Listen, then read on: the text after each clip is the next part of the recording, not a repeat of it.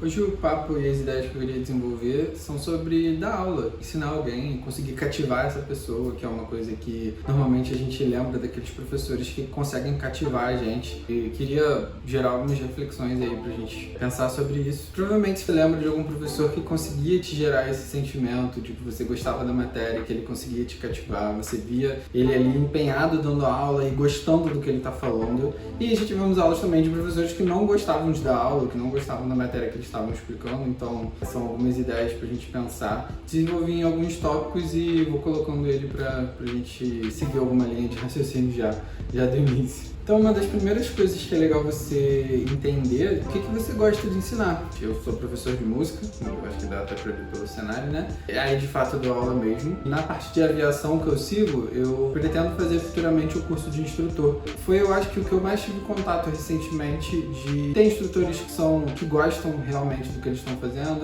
tem instrutores que só estão ali para cumprir o que eles têm que fazer. Hoje no Brasil, a estrutura que a ANAC coloca e as empresas aéreas principalmente colocam é que você precisa fazer o curso de piloto comercial e depois você precisa juntar a hora como piloto comercial. Tem gente que conhece piloto, tem gente que não conhece. Então acaba que a forma mais plausível e mais barata, indiretamente, da gente conseguir as horas para entrar numa linha aérea é dando instrução. E aí você esbarra com instrutores bons que gostam de dar aula mesmo, e você esbarra com instrutores que não querem dar aula, às vezes são bons pilotos, mas que só estão ali para cumprir as 500 horas e tudo mais. Eu acho que o vídeo é para todos os públicos nessa área de educação, desde instrutores de voo até professores de música. O primeiro ponto, então, é esse. Tenta achar alguma coisa que você gosta de ensinar e aí fala como professor. Tem vezes que a gente vai ensinar coisas que a gente não quer ou coisas que a gente não gosta muito, mas assim, tem que cumprir a cartilha, então a gente ensina. Mas quando você dá aquela aula que você gosta, aí o papo é outro. Então descobrir o que você gosta, porque a aula já vai começar de uma forma diferente. Uma coisa que eu gosto de tentar fazer quando eu tô dando as aulas e lidando ali com os meus alunos é tentar envolver a pessoa. É difícil a gente conseguir cativar alguém, é difícil mesmo, e a gente ser cativado, mas quando você consegue também é muito legal. Então a forma que eu vejo que eu meio que consigo chegar um pouco perto disso é explicando a beleza da coisa. Então, hoje em dia eu vejo muito assim, eu lido muito com alunos de ensino médio, alunos mais novos, alunos que estão no ensino fundamental e tudo mais. E na minha época eu não era aquele super aluno, enfim. Mas hoje em dia eu gosto muito de conversar sobre escola, de lembrar e tudo mais. E aí eu tento passar um pouco dessa minha visão para os meus alunos, de explicar a beleza da coisa. Hoje uma área que eu gosto muito, além dessas áreas de música e da área de aviação, é a matemática. Eu vejo muito a beleza da matemática e como as coisas explicadas são muito plausíveis e são muito belas. Então eu acho que a cereja do bolo ali é a gente descobrir a essência do que a gente está explicando, a beleza daquilo que a gente está explicando. Outro exemplo que eu dou é a teoria da música. A teoria da música basicamente vai explicar o motivo da música ser música, o motivo da música fazer sentido. Então é muito bonito você ir nesses conceitos. Aí, por exemplo, aulas que eu tive antigamente, elas não iam muito a fundo. Elas só tipo assim, uma nota é tananã, um som é tananã.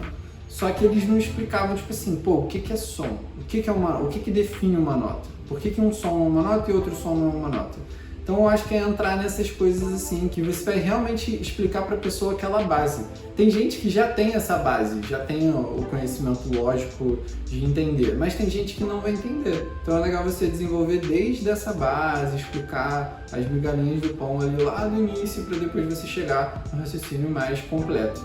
E aí, seguindo a lógica do que eu estava falando antes, estude a fundo as coisas que você vai ensinar. Para eu conseguir dar essas aulas de teoria musical, eu tive que estudar física, por exemplo, acústica, e entender como a música é gerada, para aí sim conseguir dar essas aulas explicando essas coisas legais. Eu vou ser hipócrita e falar que no início, quando eu comecei a dar aula de teoria, eu fazia isso? Não, vou ser hipócrita. No início a gente não faz, no início a gente tá pegando o bonde, mas aos poucos você vai acostumando com a ideia. Então eu acho que é isso, e é uma coisa que vocês podem fazer já do início. Então, para a parte de aviação, por exemplo, vai entender a física da coisa, vai entender a aerodinâmica, enfim, porque aí você vai conseguir explicar da base, assim. Às vezes o aluno vai perguntar um negócio que a explicação tá lá no início. Uma coisa que eu acho legal também é para você não ter medo das respostas que você não sabe dar. Ninguém sabe tudo, eu acho que é até uma certa humildade do professor admitir que ele não sabe tudo. E a gente nunca vai saber, de qualquer área.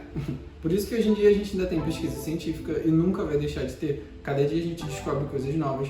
Uma coisa que eu penso bastante é que a teoria musical que eu ensino tem muito a ver com uma teoria musical do século XVIII, da Europa, uma coisa muito recortada. Mas se a gente sair desse cenário, por exemplo, se eu for para a música que acontece na Índia, a teoria musical já não vai valer, que é, pelo menos que eu ensino, já não vai valer tanto. Então, tipo assim, a gente ensina recortes de coisas científicas, provadas, tudo mais, e são recortes. Então acaba que a gente não vai explicar tudo, a gente nunca vai saber tudo. E tá tudo bem não saber as respostas.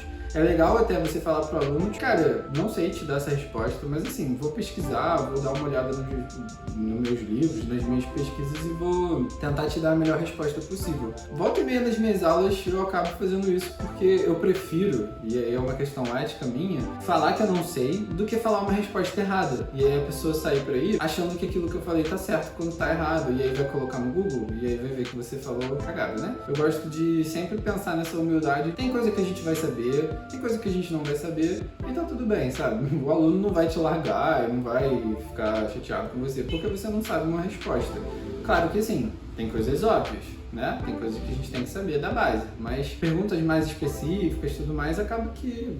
Enfim, a gente vai pesquisando e vai conhecendo com o tempo. No início é tudo meio que novidade, quando você está começando a dar aula e tudo mais. Com a rotina, você vai acostumando com aquelas perguntas clássicas. E aí a coisa vai fluindo melhor, sabe? O início é sempre assim, tem que meter a cara, ninguém nunca vai chegar e vai te falar, tipo assim, beleza, você tá pronto. Nenhum professor, nenhum diploma de faculdade vai chegar e falar, pronto, agora você tá apto e vai lá. Mesmo formado, você vai chegar na escola, pô, mesmo depois de estagiar, não vai ser a mesma coisa, vai ser mais difícil, enfim. Acaba sendo assim, não vai ter um momento que você vai estar pronto, você só vai ficando pronto, aos poucos. E com a vida a gente vai aprendendo isso, assim, não tem um momento certo, esse momento vai acontecendo aos pouquinhos, assim. Voltando agora para a questão de cativar o aluno, que é um conceito que eu acho muito maneiro de desenvolver, uma coisa que eu percebo que cativa bastante também é gerar curiosidade no aluno. E é uma coisa que, infelizmente, no processo que a gente tem hoje do ensino médio e da escola no geral, às vezes não dá tempo, o professor não tem tempo hábil de desenvolver essa sensação no aluno, de dar curiosidade.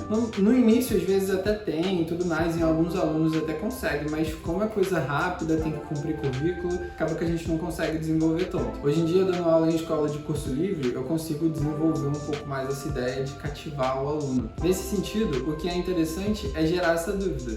E gerar essa dúvida por pergunta mesmo. Então, por exemplo, estou nas primeiras aulas de violão com o aluno. Coisas que eu posso perguntar é isso: o que é uma nota, o que é um som, o que define uma música, o que precisa ter para ser uma música. E essas coisinhas que já vão preparando o terreno para onde você quer desenvolver. Ou para canto, por exemplo, você pode perguntar o que faz ser um canto, como funcionam as cordas vocais, você sabe como que a gente faz uma nota, você sabe o que está dentro do nosso pescoço. Essas perguntinhas que vão gerando no aluno essa sensação de interesse pela matéria que você está passando, porque daí você vai responder essas perguntas. Então, conseguir desenvolver essa curiosidade no aluno é muito interessante. Um exemplo prático. Duas áreas que eu gosto muito da música é a parte de improvisação e a parte de teoria mesmo, igual eu já estava falando. Então, são aulas que, assim, eu sou apaixonado por dar, eu adoro. E, normalmente, as pessoas começam as aulas sem pensar muito em teoria. Tem gente que chega e fala, não quero fazer aula de teoria e tal. E aí, conforme a coisa vai desenrolando, a pessoa começa a ter essas dúvidas que eu falei pra vocês. Começa a querer entender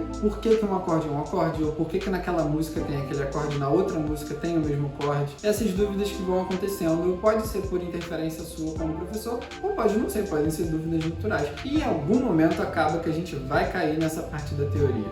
Então eu gosto muito. E a outra área que eu gosto é a parte da improvisação, que eu acho que é a parte que a gente sai da música concreta e, tipo assim, tocar uma música pronta e você começa a criar música. Eu lembro até de um conceito de um autor que eu não lembro o nome, mas que fala que improvisação é criar música ao vivo, é criar música ali na hora. Então eu acho muito bonito esse conceito no sentido da gente desenvolver uma musicalidade que a gente não consegue explorar às vezes diretamente. Tem coisa que a gente vai gostar, tem coisa que a gente não vai gostar e tá tudo bem, sabe? Eu acho que vai muito nessa linha assim de calma, relaxa, tá tudo bem, a gente não sabe de tudo, tem coisa que a gente não vai saber responder e beleza, sabe? Um outro tópico é entender o objetivo do aluno, e isso é uma coisa que às vezes pode ser bem clara e às vezes pode ser muito nebulosa. Quando uma pessoa vem pra cá tocar violão, eu sei o objetivo da pessoa, que é tocar violão. E aí ela vai comentar às vezes que quer seguir para a área profissional, aí eu já sei que o objetivo é uma coisa mais profissional, ou quer fazer por lazer, quer fazer por musicoterapia. É legal você ir já organizando na sua cabeça e nas suas organizações de aula, na sua didática, o que a pessoa quer. Porque não adianta, assim, chega uma criança aqui para fazer aula e eu vou ensinar aula de teoria para criança. Às vezes a criança não sabe nem escrever. Tem que bater o cronograma da aula mais ou menos com o que o aluno quer. Isso é até uma forma de ensino que chama flipped learning. Antigamente os professores eram rígidos, até batiam na galera, tinha palmatória e tudo mais.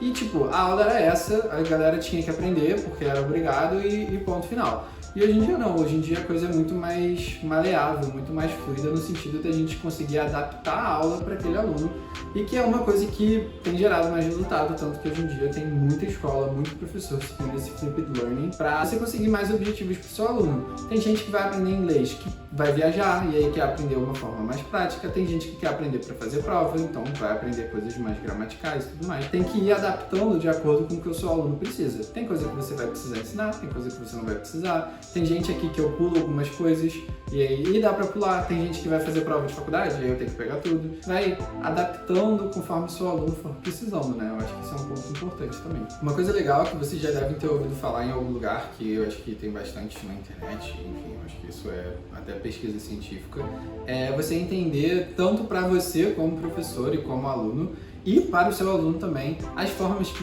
você e o aluno, no caso, conseguem desenvolver melhor no sentido de aprendizagem. Então, tem gente que é mais visual, tem gente que é mais auditivo e tem gente que é mais sinestésico. As pessoas visuais, você vai fazer mais coisa no quadro, você vai mostrar slide, você vai dar exemplo de coisas visuais para a pessoa entender e gravar. Às vezes a pessoa tem aquela memória fotográfica e dá folha, dá exercício e tal, isso são legais para os visuais.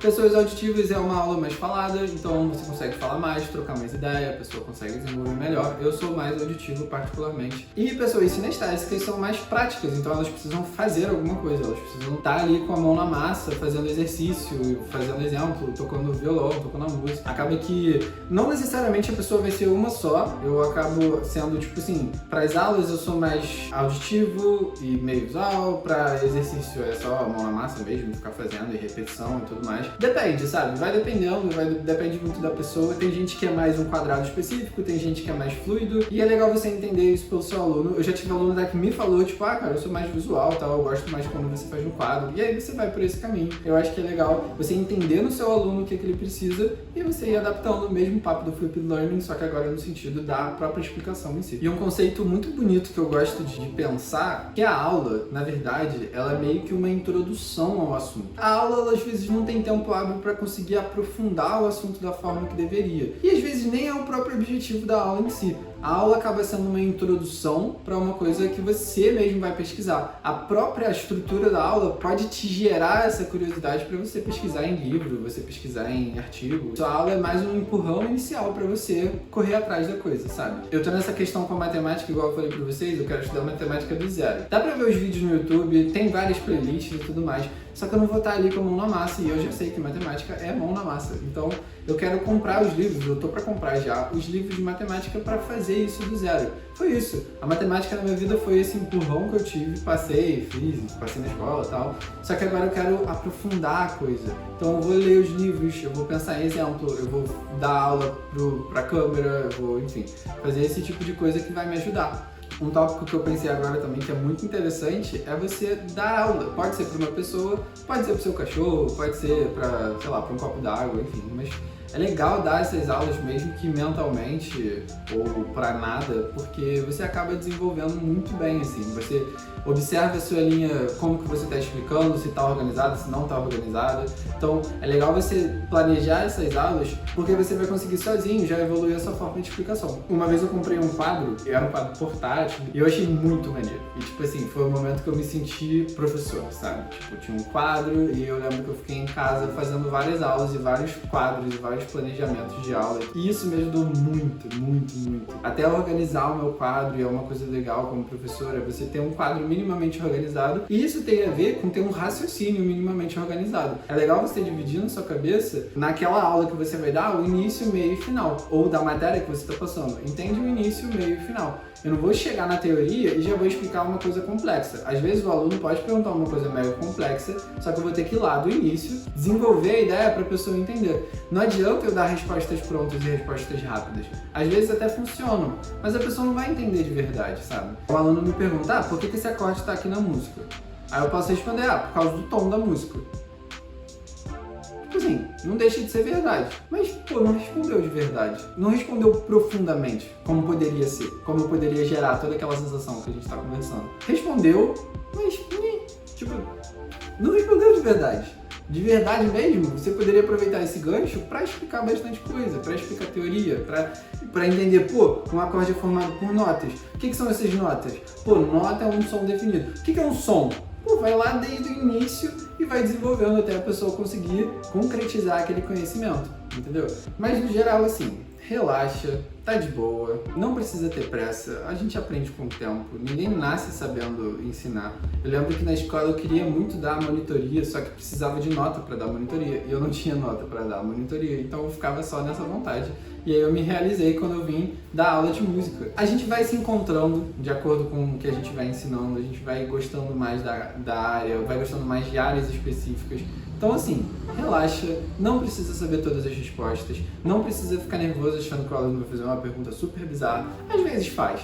Mas aí você troca ideia, você fala que você não sabe e tudo mais. Normalmente você vai sabendo de fato o que responder, porque muitas das perguntas iniciais são as perguntas que você já teve, são perguntas mais básicas. Acaba que você já sabe, normalmente você já sabe a resposta.